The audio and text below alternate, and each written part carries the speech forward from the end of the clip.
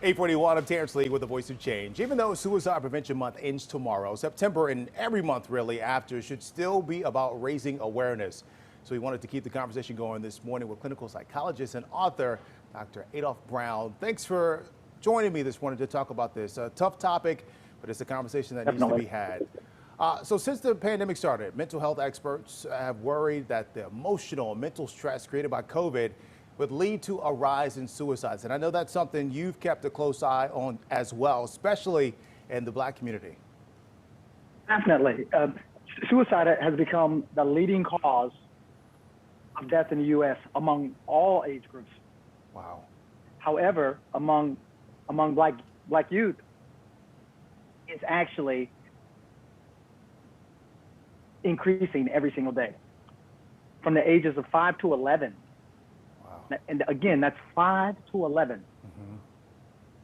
That's the highest rate of death by suicide for Black youth.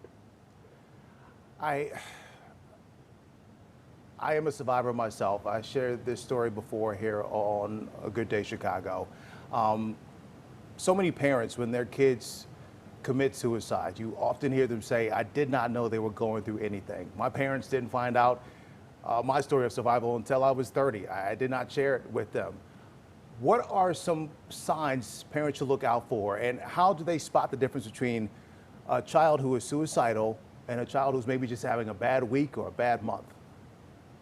Well, one of the first things we have to realize is that one shoe does not fit all. Every person is a study of one. And that's why we miss so much about suicide.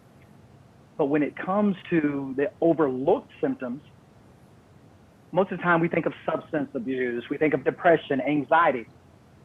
But sleep deprivation is a main contribution.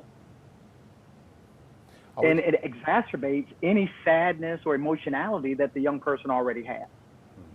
You have to your therapist say too, if they parents lose interest in something they've had a passion for, that can be a sign as well. Definitely. We have what's called, I guess, the recipe, the DSM, Diagnostic Statistical Manual, where we would say loss of interest or pleasure in one's pleasurable activities, loss of appetite, sleep disturbances. But the issue, when we use kind of the cookie cutter approach, we're missing Black and brown youth. They're falling through the cracks. So we have to be cognizant to realize that this is not a one shoe fits all. And even in saying that, we have to realize that when a child says something like, I don't want to live, that doesn't immediately mean hospitalization. What it means is that child's in so much pain and they want that pain to end. Yeah, it's a call for help. It's a call for help. What are some resources out there for these communities that they can reach out to healthcare providers or mental health accessibility? Let's talk about that. Definitely. Mental health professionals. And I would advise mental health professionals with evidence-based approaches. And when I say evidence-based, I mean tried and proved, researched approaches, as well as mental health professionals that are culturally relevant, understanding the concept of weathering, which is kind of like the elements, the rain, the wind, and what it does to a rock over time. That's the same things that racism and discrimination do to our Black youth. They do to a black adult. So it's extremely important that the mental health professional understands these things, and that one shoe does not fit all when it comes to the topic of suicide. It's Suicide Awareness Month, but this is happening every day, and it will continue to happen beyond this month.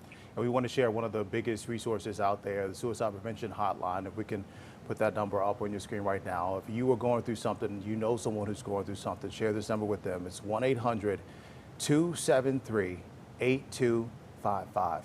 Dr. Brown, appreciate your time this morning. Thank you so much for joining us to talk about this difficult topic, but it's a necessary conversation. We're going to keep this conversation going as well. Appreciate your time. Thank you.